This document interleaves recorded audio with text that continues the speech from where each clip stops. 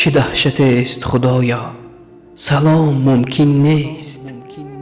ز دست بر دل دست پیام ممکن نیست. به پیشواز عزیزان نمی کشی آغوش، در این زمانه به هم احترام ممکن نیست. چه آفتی که جهان را نشاند در خانه، با کوچه ها گذری ازدحام ممکن نیست.